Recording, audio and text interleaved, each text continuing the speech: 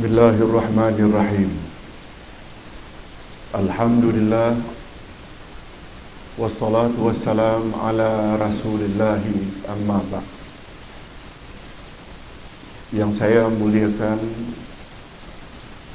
Al-Fadil Ustaz Safwan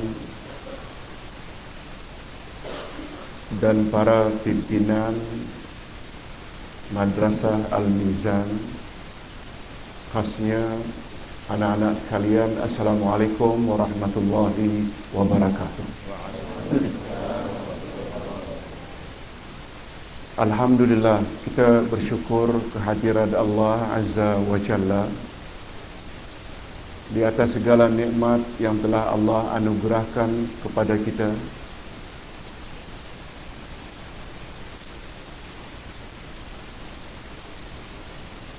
Lebih-lebih lagi nikmat iman dan nikmat Islam sebagaimana yang kita sebutkan semalam.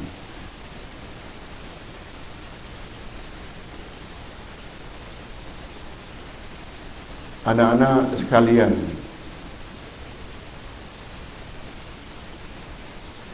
manusia dicipta oleh Allah untuk hidup sementara atau selama-lamanya? Okey. Jawabannya sementara. Itulah jawaban banyak orang. Tapi sebenarnya kita dicipta oleh Allah bukan sementara. Coba dengar baik-baik. Seorang sahabat berkata, tolong ikuti, khuliqan nasu lil abad walakinnahum yantaqiluna min darin ila dar. Sesungguhnya manusia dicipta oleh Allah untuk hidup kekal abadi selama-lamanya. Hanya saja mereka mesti berpindah dari satu alam ke alam berikutnya. Dari situ kita dapat tahu bahawa manusia dicipta oleh Allah bukan untuk hidup sementara. Salah. Cuma kalau disebut kita hidup di dunia hanya sementara, boleh, kalau ada tambahan dunia. Tapi sebenarnya setiap manusia yang dicipta oleh Allah adalah untuk hidup selama-lamanya. Cuma mereka mesti pindah dari satu alam ke alam berikutnya. Ada 5 alam. Anak-anak, khasnya jangan lupa, ada 5 alam mesti dilalui oleh manusia. Pertama sekali namanya alam roh. Alam apa? Yang kedua alam rahim. Yang kedua alam, tolong ikuti, alam dunia, alam kubur, alam akhirat. Semuanya ada berapa? 5 alam yang mesti kita lalui. Dalam Al-Quran, Allah Subhanahu wa Ta'ala bertanya kepada semua roh sebelum kita dicipta, sebelum kita muncul di muka bumi, di alam roh dulu. Allah tanya kepada semua roh, A'udzubillahi minasyaitanirrajim, alastu birabbikum? Qalu bala. Allah tanya, hei para roh sekalian, bukankah aku ini Tuhan kamu? Semua roh menjawab, benar, kami bersaksi engkau adalah Tuhan kami. Pertanyaan itu Allah ajukan kepada manusia di alam apa tadi? Alam roh. Cuma alam roh kita jangan banyak bahas, sebab Allah batasi. Mengetahui tentang roh ini sangat terbatas. Tidak ada yang tahu tentang roh kecuali Allah. Tolong ikuti anak-anak. Yas'alunaka 'anir ruh Qulir ruhu min amri rabbi wa ma utitum minal ilmi illa qalila. Mereka bertanya kepadamu, hai Muhammad, tentang roh. Jawab oleh Muhammad, jawab olehmu kepada yang bertanya, roh adalah urusan Tuhanku, sebab kamu tidak diberi ilmu oleh Allah kecuali sedikit. Wa ma utitum minal ilmi illa qalila. Apa makna qalil? Sedikit. Oleh sebab itu, masalah roh jangan bahas.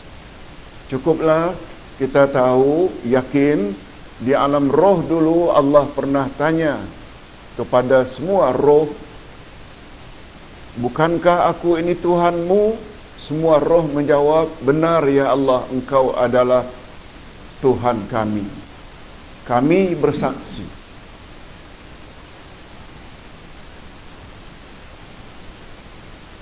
Alam yang kedua namanya alam apa tadi? Alam rahim, disebut juga dengan alam kandungan. Betul tak anak-anak sekalian, kita dulu pernah berada dalam perut ibu? Alam itu namanya alam rahim. Dan alam rahim itu masanya lebih kurang 9 bulan sahaja. Berapa bulan? Sama ada lebih sedikit atau kurang. Alam itu namanya alam rahim. Begitu kita keluar dari perut ibu, kita masuk alam yang ketiga, namanya alam dunia. Alam dunia sekarang ini, alam dunia. Maknanya kita telah lalui 2 alam. Alam roh, alam rahim, sekarang alam dunia. Apakah kita akan hidup kekal abadi selama-lamanya di alam dunia? Tidak. Nabi SAW telah beritahu, manusia atau umat Nabi Muhammad SAW hidup di dunia ini bagi umat Nabi Muhammad tak sampai biasanya 100 tahun. Tolong ikuti sabda Nabi, a'maru ummati baina sittin wa sab'in. Umur umatku adalah di antara 60 ke 70 tahun. Betul tak umur Nabi Muhammad adalah di antara 60 ke 70? Berapa? Baginda wafat umur berapa? 63. Betul tak 63 itu antara 60 70? Dan kata Nabi, sangat sedikit dari umatku yang melepasi umur 70 tahun. Antara lain Ustaz sekarang sudah 77 tahun. Mudah-mudahan Ustaz panjang umur. Amin ya rabbal alamin.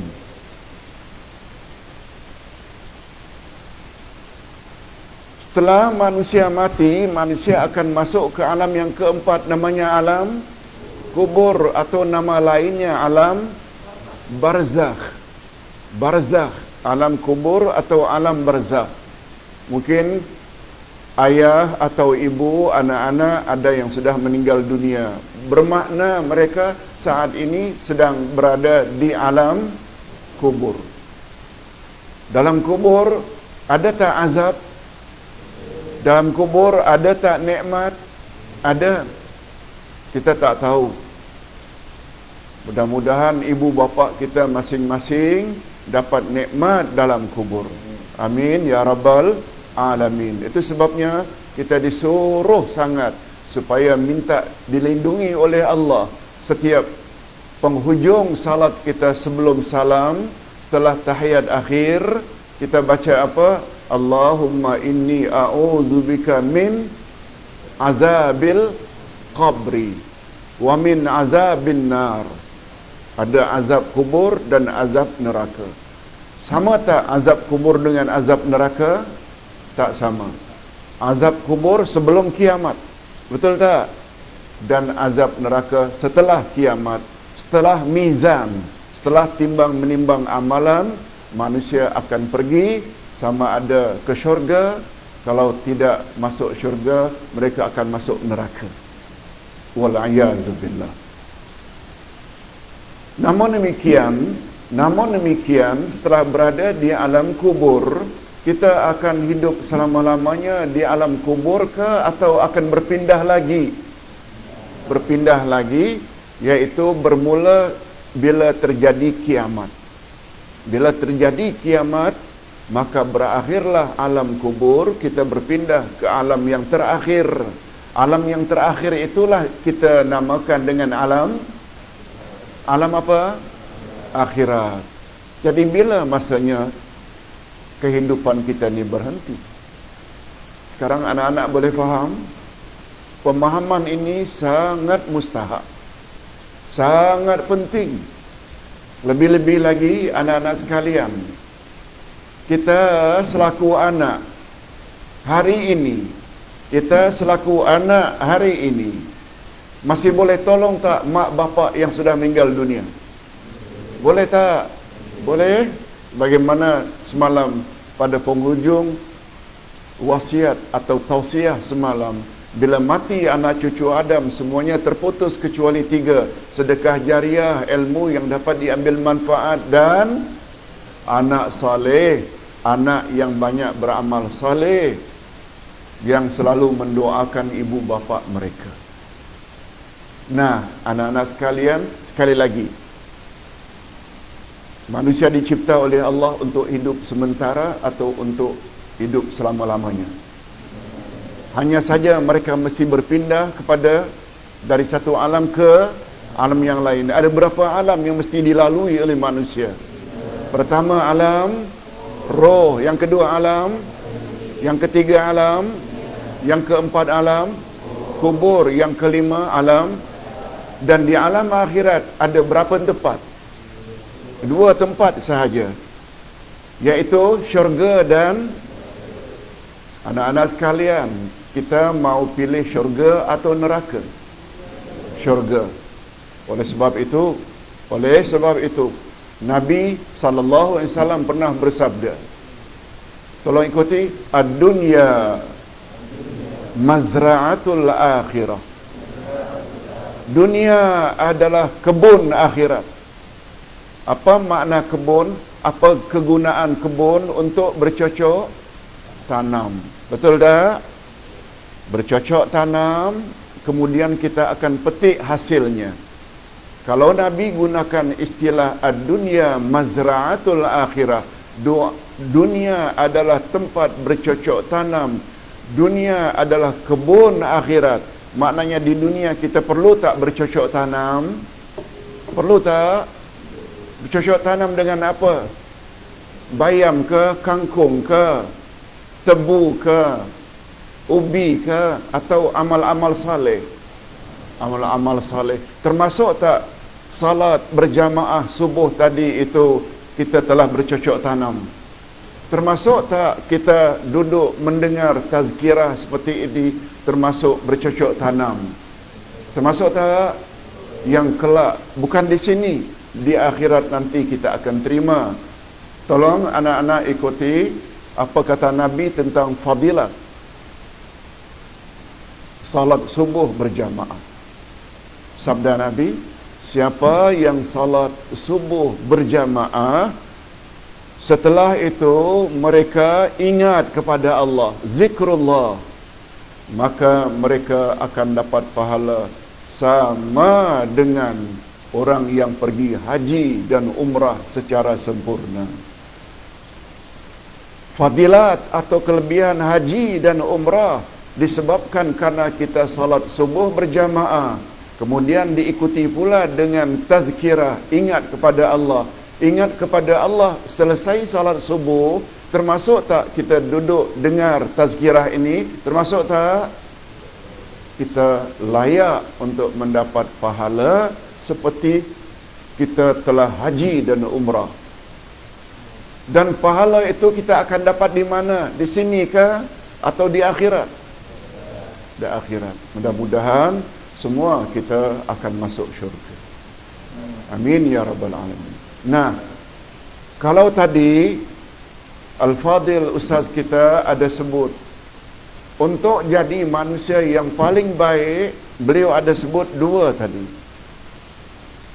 Tolong ikuti, khairun nas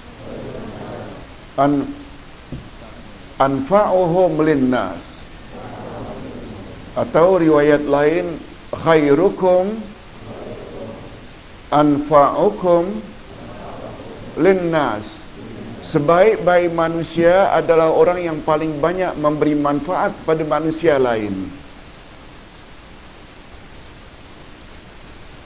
Oleh sebab itu, bila kita banyak buat amal saleh, lebih-lebih lagi banyak menyampaikan kebenaran pada orang lain, lalu orang lain pula ikut kebenaran yang kita sampaikan, kita yang menyampaikan dapat tak pahala seperti orang yang mengamalkan apa yang kita sampaikan? Berhak tak? Itu yang tadi Ustaz sebut. Bila mati anak cucu Adam, semuanya terputus kecuali 3, iaitu sedekah jariah, yang kedua ilmu yang dapat diambil manfaat, dan anak yang saleh. Okey, itu satu. Mudah-mudahan kita termasuk ke dalam golongan orang-orang yang terbaik. Yang kedua, tolong ikuti, khairun nas man tala umruhu wa hasuna amaluh, wa syarrun nasi man tala umruhu wa sa'a amaluh. Sebaik-baik manusia ialah orang yang semakin panjang umurnya, semakin baik amalnya. Dan seburuk-buruk manusia, orang yang semakin panjang umurnya, semakin buruk amalnya. Mudah-mudahan sekali lagi kita termasuk orang-orang yang paling baik, karena makin panjang usia kita, semakin baik amal kita. Cuma satu lagi yang Ustaz nak tambah, dan ini ada kaitan dengan anak-anak sekalian. Nabi SAW bersabda dalam hadis sahih riwayat Imam Bukhari, khairun nas man ta'allama al-Quran wa 'allamah. Sebaik-baik manusia ialah orang yang belajar Al-Quran dan mengajarnya kepada orang lain.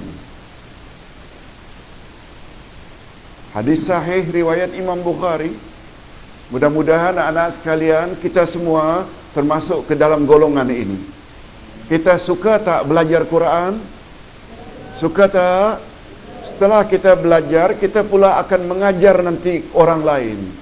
Itu sebabnya Al-Fadil Ustaz Ikhlas yang mengajar kita, beliau adalah tergolong ke dalam golongan orang yang terbaik. Sebenarnya menurut penilaian siapa? Penilaian manusia kata atau penilaian Allah? Menurut kacamata Allah, menurut penilaian Allah, orang yang paling baik adalah orang yang belajar Quran dan orang yang mengajar Quran pada orang lain. Mudah-mudahan kita termasuk ke dalam golongan ini. Tolong anak-anak ikuti, Allahumma ja'alna minhum. Allahumma ja'alna minhum. Ya Allah, masukkanlah kami ke dalam golongan itu, iaitu golongan yang cinta kepada Quran, belajar Quran dan mengajarnya kepada orang lain. InsyaAllah anak-anak sekalian, bukan hanya anak-anak sendiri yang akan dapat. Dengan belajar Quran, ibu bapa kita di rumah, sama ada yang telah meninggal dunia atau yang masih hidup, dapat tak ganjarannya? Dapat tak pahalanya? Semalam Ustaz ada sebut, Rasulullah bersabda, inna waladahu min kasabi. Sesungguhnya anak-anak ini adalah hasil usaha ibu bapa. Oleh sebab itu, apabila anak-anak buat amal-amal saleh, ibu bapa dapat tak? Dapat secara automatically. Tak perlu. Kalau kita doa lagi bagus. Kalau kita tak doa pun, ibu bapa akan dapat pahala yang kita buat. Sebab apa? Sebab usaha kita sama dengan usaha mak bapa. Allah berfirman, sebagaimana Al-Fadil Ustaz Safwan semalam ada sebut. Tolong ikuti. Wa al-laisa lil insan illa ma sa'a. Manusia tidak mendapat apa-apa kecuali yang dia usahakan. Oleh sebab itu, bila kita baca Quran, kita dapat pahala tak? Bila kita baca Quran, kita dapat pahala tak? Bila kita salat, dapat pahala tak? Dan karena kita ini selaku anak adalah usaha mak bapak, bila kita baca Quran, mak bapak dapat tak pahalanya? Oleh sebab itu, jangan malas baca Quran. Baca Quran. Dan Quran, anak-anak sekalian, barangkali sudah banyak yang tahu. Bagi yang belum tahu, perlu tahu ayat 57-58 dari surat Yunus. Tolong ikuti. Ya ayyuhan nas, qad ja'atkum maw'izatun min rabbikum wa shifaa'un lima fis sudur wa hudan wa rahmah lil mu'minin. Ustaz terjemahkan dulu. Sekalian manusia, sesungguhnya telah datang kepadamu peringatan atau nasihat dari Tuhanmu. Maksudnya Al-Quran itu sendiri. Quran itu adalah nasihat. Anak-anak sekalian, betul tak Quran itu adalah kalamullah? Apa makna kalamullah? Ucapan Allah. Ingat ya, ada 3 istilah. Nabi Musa, semalam Ustaz ada sebut ketika ditanya tentang tongkat Nabi Musa. Nabi Musa mendapat gelaran apa? Yang boleh bercakap langsung dengan Allah. Kalimullah. Yes, bagus, masih ingat. Musa, tolong ikuti, Musa kalimullah. Musa orang yang boleh bercakap langsung dengan Allah tanpa perantaran malaikat Jibril.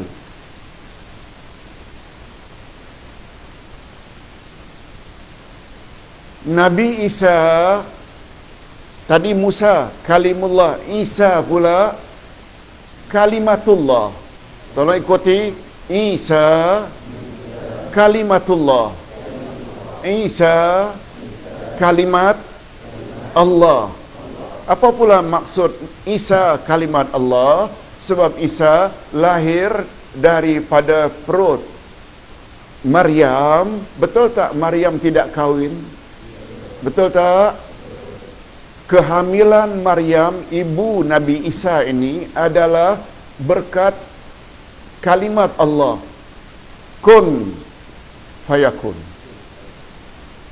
Hamillah kamu, wahai Maryam. Lalu Maryam pun hamil. Betul tak Maryam tidak ada bapa? Tidak ada suami? Betul tak Nabi Isa tidak ada bapa? Jadi macam mana terjadinya Nabi Isa dengan kalimat Allah, iaitu kun fayakun? Itu sebabnya Isa dipanggil apa tadi?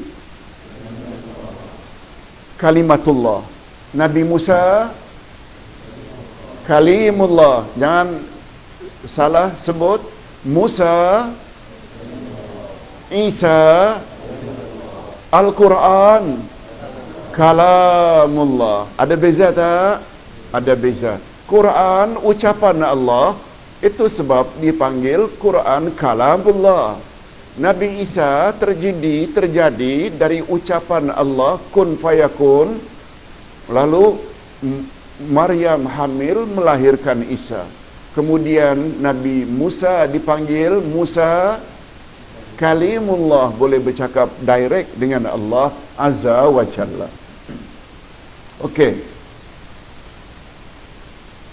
Kembali kepada ayat 57 surat Yunus.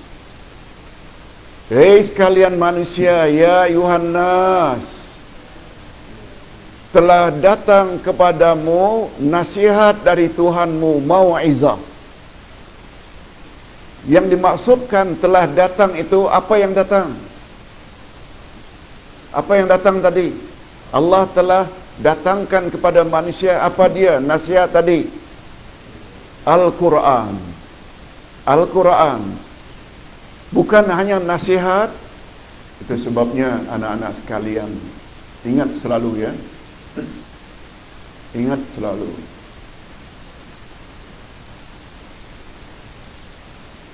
Anak-anak mula sekarang perlu banyak tahu tentang Quran dan sunnah Nabi sallallahu alaihi wasallam. Sebab betul tak nanti bila dah dewasa, dah selesai belajar, kita akan menyampaikan kepada manusia ramai tentang ajaran Islam, betul tak? Kita perlu tak bawa ayat Quran dan hadis Nabi? Perlu tak? Oleh sebab itu, mana-mana ustaz pada hari ini cakap saja. Satu ayat Quran tak dibawa, hadis Nabi juga tak dibawa. Itu bukan sebenarnya cara dakwah yang betul. Nabi ada tak beri jaminan bila kita ikut Quran dan sunnah, kita tak akan sesat selama-lamanya? Ada tak jaminan itu? Oleh sebab itu, belajarlah dari kecil. Banyak menghafal Quran, banyak tahu tentang Al-Quran. Apalagi tadi kita ada sebut, sebaik-baik manusia adalah manusia yang belajar Quran dan mengajarkannya kepada orang lain. Okey. Jadi Al-Quran ini penuh dengan nasihat. Betul tak dalam Al-Quran ada suruhan, ada larangan? Suruhan supaya kita buat, larangan supaya kita jauhi. Boleh tak itu juga dikatakan Quran berperanan sebagai penasihat? Apalagi kandungan Al-Quran, betul tak semuanya benar belaka? Tolong ikuti. Zalikal kitabu la raiba fih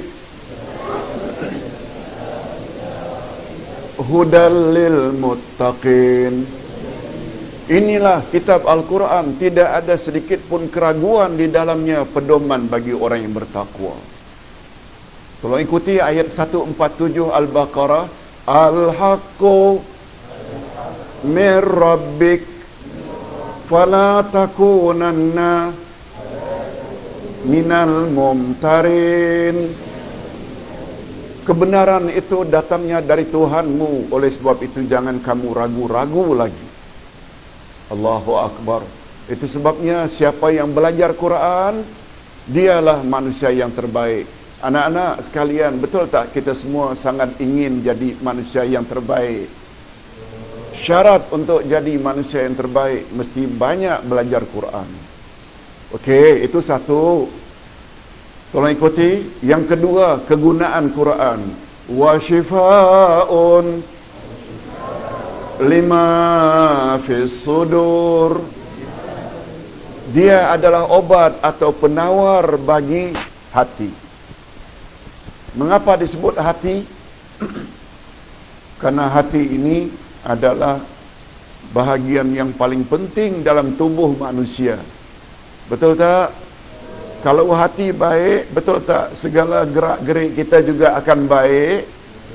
Tolong ikuti sabda Nabi. Inna fil jasadi mudghah idza saluhat saluhal jasadu kullu wa idza fasadat fasadal jasadu kullu ala wahyal qalbu.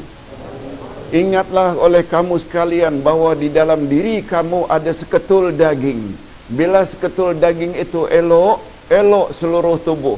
Bila seketul daging itu rosak, rosak seluruh tubuh. Ketahuilah olehmu, seketul daging itulah yang dipanggil hati.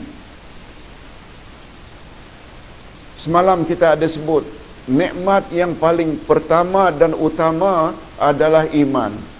Tolong ulangi, nikmatul iman. Betul tak iman itu adalah perhiasan bagi hati? Betul tak? Dengan kata lain, betul tak iman itu adalah sifat bagi hati, bukan bagi anggota? Oleh sebab itu, bila hati kita beriman pada Allah, Allah lihat semua yang kita buat. Kita beriman pada malaikat, bahawa kiri kanan kita ada malaikat pencatat. Oleh sebab itu, di mana saja kita berada, di rumah ke, di asrama ke, sedang berada di luar negara ke, betul tak kita tidak akan buat maksiat? Betul tak? Mengapa? Ibu bapa jauh, kenalan jauh, tapi kita yakin tak Allah melihat apa yang kita buat? Kita yakin tak bahawa malaikat pencatat tetap akan mencatat amal kita? Itu sebabnya bangun umpamanya malam jam 3, jam 4 untuk tahajud, witir, baca Quran, doa. Walaupun tak seorang pun yang tahu, tapi kita akan buat tak? Kita akan buat tak? Sebab walaupun manusia tak lihat, tapi Allah tahu, malaikat tahu.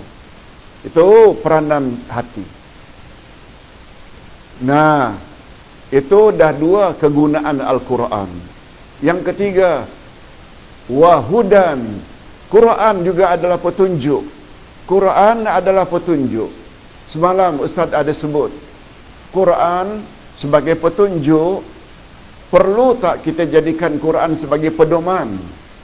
Perlu tak Quran kita jadikan sebagai pedoman? Panduan kita, suruhan-suruhan Quran kita buat, larangan-larangan Quran kita jauhi. Itu dia maknanya hudan, warahmatun. Dan Quran itu adalah rahmat daripada Allah. Rahmat daripada Allah. Oleh sebab itu, kalau Quran dipanggil oleh Allah sebagai rahmat, orang yang dekat dengan Quran, mereka sangat layak untuk masuk syurga Allah. Mudah-mudahan anak sekalian, kita termasuk ke dalam golongan orang-orang yang layak masuk syurga Allah. Pak Ustaz, apa kaitannya Quran sebagai rahmat dengan masuk syurga? Apa kaitannya? Karena Nabi Muhammad sallallahu alaihi wasallam pernah bersabda dalam hadis qudsi bahawa Allah pernah berkata kepada syurga, tolong ikuti, ya ayyatuhal jannah anti rahmati. Allah berkata kepada syurga, wahai syurga, ya ayyatuhal jannah anti rahmati, engkau adalah rahmatku. Allah kata Quran, maaf, syurga itu adalah rahmatnya. Ulang sekali lagi, ya ayyatuhal jannah anti rahmati. Wahai syurga, kata Allah, wahai syurga, engkau adalah rahmatku. Itu sebabnya dalam pahaman kita, pahaman Ahlus Sunnah wal Jamaah, seseorang masuk syurga adalah berkat rahmat Allah. Pahaman kita yang berpahaman Ahlus Sunnah wal Jamaah, manusia dilempar dalam neraka karena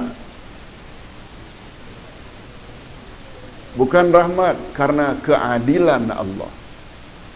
Betul tak orang yang berzina, yang berjudi, rasuah, betul tak mereka sangat layak dan patut dihumban dalam api neraka? Betul tak itu namanya Allah Maha Adil? Oleh sebab itu, bagi orang-orang yang banyak beramal saleh, seperti anak-anak sekalian, baca Quran, salat, puasa, ihsan pada ibu bapa, juga layak tak mendapat ganjaran daripada Allah masuk syurga? Ingat selalu kaedah dalam ilmu akidah. Kaedah, formula dalam ilmu akidah. Tolong anak-anak ikut. Al-jaza'u min jinsil amal. Al-jaza'u min jinsil amal. Al-jaza'u maknanya pembalasan senantiasa sesuai dengan amal seseorang. Oleh sebab itu, bila orang banyak buat amal-amal jahat, selayaknya dibalas syurga atau neraka? Ustaz ulang sekali lagi, bagi orang yang banyak buat amal-amal yang tidak baik, amal-amal jahat, patut tak mereka dilempar dalam api neraka? Begitu juga sebaliknya, bagi orang yang banyak buat amal-amal baik seperti anak-anak sekalian, patut tak masuk ke dalam syurga? Allahu Akbar. Tolong ulang sekali lagi. Tolong ulang sekali lagi doa yang diajar. Allahumma ja'alna minhum. Nah, sekarang kita katakan yang 4 tadi itu untuk siapa? Untuk siapa? Tolong ulang sekali lagi. Nanti tolong jawab kalau Ustaz tanya. Ya ayyuhan nas, qad ja'atkum mau'izatum min rabbikum wa shifaa'un lima fis sudur wa hudan wa rahmah lil mu'minin.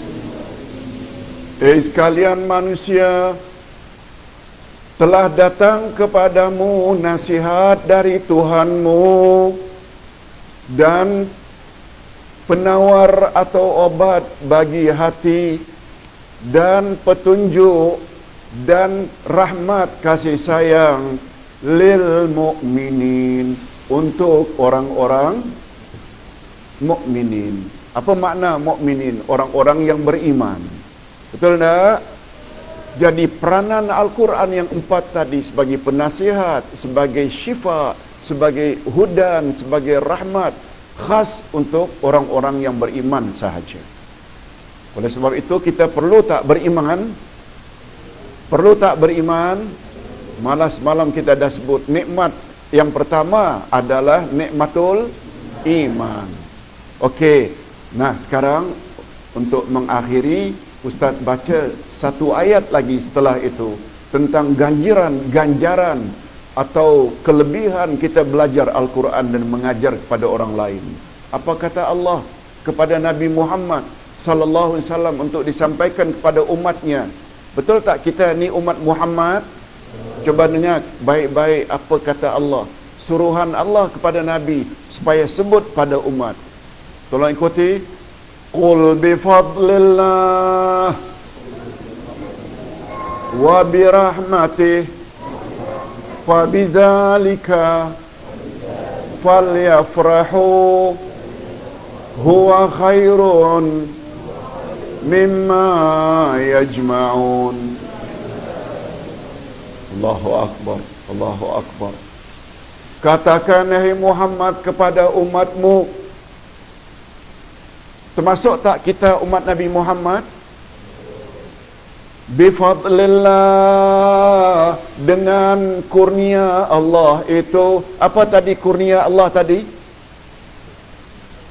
Quran, yang peranannya ada berapa tadi? 4. Nasihat, obat, petunjuk dan rahmat. Betul tak? Katakan hai Muhammad kepada umatmu, dengan Al-Quran yang punya 4 kelebihan itu, wa birahmatih, dan kamu pula menjadi orang Islam. Betul tak kita semua adalah orang Islam? Ada juga yang mengartikan sudahlah punya Al-Quran, kita cinta dan sayang pula pada Al-Quran. Betul tak semua kita sayang pada Al-Quran? Lalu apa kata Allah kepada Nabi Muhammad? Katakan pada mereka, falyafrahu wa bidzalika falyafrahu, dengan memiliki Al-Quran dan tetap beragama Islam hendaklah mereka bergembira. Allah Subhanahu wa ta'ala yang suruh supaya menyampaikan kepada umat Nabi Muhammad supaya kita ni happy. Apa makna happy? Falyafrahu, yafrah, maknanya hendaklah kamu bergembira, happy, seronok. Seronok karena memiliki apa? Karena memiliki apa tadi? Yang Allah turunkan Al-Quran yang 4 peranannya. Hendaklah kita gembira. Oleh sebab itu, sangat tidak layak anak-anak bila kita duduk di sini, kita rasa tak selesa sebagaimana di rumah. Salah. Kita sebenarnya berada di Madrasah Al-Mizan. Perlu tak happy? Perlu tak happy? Karena kita diajar oleh guru-guru Quran kita Al-Quran. Sebab dengan memiliki Al-Quran dan kita tetap beriman dan beragama Islam, kita disuruh oleh Allah agar Nabi Muhammad katakan kepada umat, hendaklah kamu bergembira. Dan yang terakhir, coba tengok penghujung ayat. Zalika khairun mimma yajma'un. Yang demikian itu, iaitu memiliki Al-Quran dan happy, gembira dengan Quran. Kita hendaklah bergembira. Huwa khairun. Huwa khairun. Itu memiliki Quran dan beragama Islam itu khairun. Apa makna khairun? Sebaik-baiknya, better, lebih baik. Mimma yajma'un. Dari apa saja yang kamu kumpulkan. Anak-anak sekalian, betul tak? Yang paling manusia suka himpunkan harta. Betul tak? Pangkat, duit, kebun, family, rumah. Sebagaimana kata Nabi, sifat manusia ni apabila dibagi satu bukit emas pun, dia tetap menginginkan supaya memiliki bukit emas yang kedua. Itu dah sifat semula jadi manusia. Tapi dalam ayat tadi, Allah kata, memiliki Al-Quran dan cinta kepada Quran itu adalah lebih baik daripada apa saja yang kamu himpun dan kumpulkan. Betul tak? Maknanya Quran adalah yang terbaik. Betul tak? Al-Quran adalah yang terbaik. Mudah-mudahan tazkirah ringkas pagi ini membuat anak-anak semakin yakin. Kita belajar di sini Al-Quran bukan rugi. Malah kita lawan rugi? Beruntung. Bukan membuat kita jadi sedih, tetapi membuat kita menjadi happy dan gembira. Mudah-mudahan ingat selalu nasihat pagi ini. Wabillahi taufiq wal hidayah. Assalamualaikum warahmatullahi wabarakatuh.